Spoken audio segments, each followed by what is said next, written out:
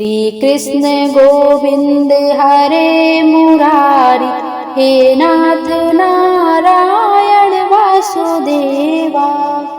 ओम नमो भगवते वासुदेवाय नमः। आज की वीडियो में हम लोग बृहस्पतिवार व्रत कथा का श्रवण करेंगे। इस बार बृहस्पतिवार का दिन 13 मार्च 2025 को पड़ रहा है। इसी दिन पूर्णिमा का व्रत भी रखा जाएगा और रात्रि के समय होलिका दहन किया जाएगा, क्योंकि इस समय पूर्णिमा के दिन सारा दिन भद्रा का साया है और रात्रि में 11:26 से लेकर 12:38 तक ही शुभ मुहूर्त है होलिका दहन का। पूर्णिमा का पावन दिन है। पूर्णिमा का दिन वैसे भी भगवान विष्णु और माता लक्ष्मी को बहुत अधिक प्रिय है।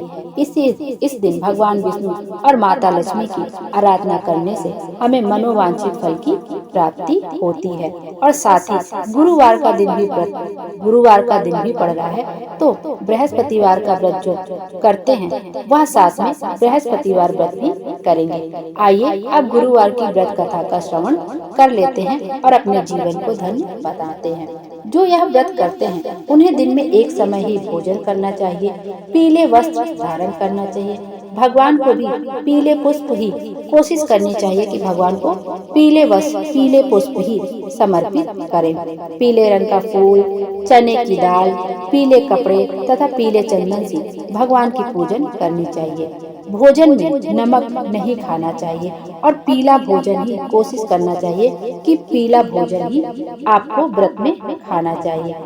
इस व्रत के केले के वृक्ष का पूजन किया जाता है। जब आप बृहस्पतिवार व्रत कथा को सुनना आरंभ करें तो केले के वृक्ष के पास बैठ कर सुबह आप पूजन कर लीजिए। आप केले के वृक्ष को चने की दाल और गुड़ समर्पित करिए। घी का दिया जलाइए। आप जो है चंदन है, पीला चंदन है, सब कुछ आप विष्णु भगवान को समर्पित कर दीजिए। वस्त्र रूप कलावा समर्पित कर दिए। कोशिश करिए कि यदि आप केले के वृक्ष के पास बैठ के कथा सुन पा रहे हैं तो बहुत अच्छी बात है, और यदि नहीं सुन पा रहे हैं तो आपने वृक्ष पर बैठ के पूजन कर लिया है। उसके बाद आप अपने घर में जहाँ पे विष्णु भगवान की तस्वीर रखी हो, कोई प्रतिमा रखी हो, वहाँ पर घी का दीपक प्रज्वलित करके उन्हें पूजा अर्चना करने के बाद हाथ में चने की दाल और गुड़ लेके कथा आपको सुननी चाहिए। उसके बाद दीपक प्रज्वलित रहने दीजिए। दीपक प्रज्वलित करके ही आपको कथा सुननी चाहिए। आइए अब अपने हाथ में थोड़ी सी चने की दाल और गुड़ रख लीजिए। अब कथा को सुनना आरंभ करते हैं। जब कथा समाप्त हो जाएगी तब वो हम पीले चने की दाल और गुड़ भगवान विष्णु की प्रतिमा के पास समर्पित कर देंगे। और यदि हम केले के वृक्ष के नीचे बैठ के पूजन सुने तो केले के वृक्ष में समर्पित कर देंगे।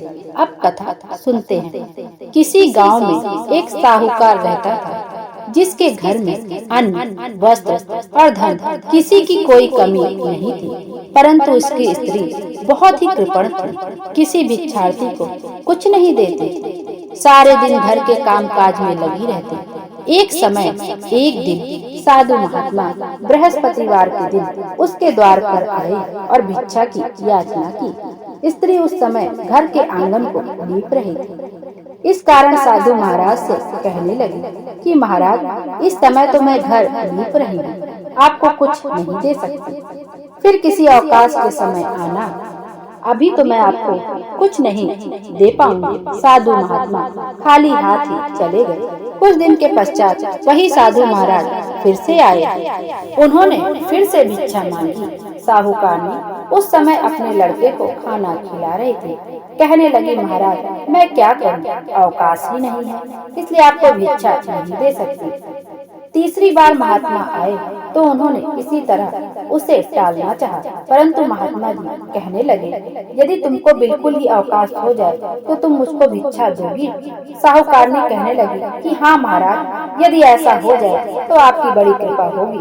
साधु महात्मा जी कहने लगे कि अच्छा, मैं एक उपाय बताता हूँ। तुम बृहस्पतिवार के दिन चढ़ने पर उठो और सारे घर में झाड़ू लगाकर कूड़ा एक कोने में जमा करके रख दो। घर में चौका इत्यादि मत लगाओ। फिर स्नान आदि करके घर वालों से कह दो कि उस दिन सब हजामत अवश्य बनवाना। रसोई बनाकर चूल्हे के पीछे रखा करो, सामने कभी न रखो। सायंकाल को अंधेरा होने के बाद दीपक जलाया करो तथा बृहस्पतिवार को पीले वस्त्र मत धारण करो। न पीले रंग की चीजों का भोजन करो। यदि ऐसा करोगे तो तुमको घर का कोई काम नहीं करना पड़ेगा। साहूकारनी ने ऐसा ही किया। बृहस्पतिवार को दिन चढ़े उठी, झाड़ू लगाकर कूड़े को घर में जमा कर दिया। पुरुषों ने हजामत बनवाई, भोजन बनवाकर चूल्हे के पीछे रख दिया। वह सब बृहस्पतिवार को ऐसा ही करती रही। अब कुछ काल बाद उसके घर में खाने को दाना न रहा।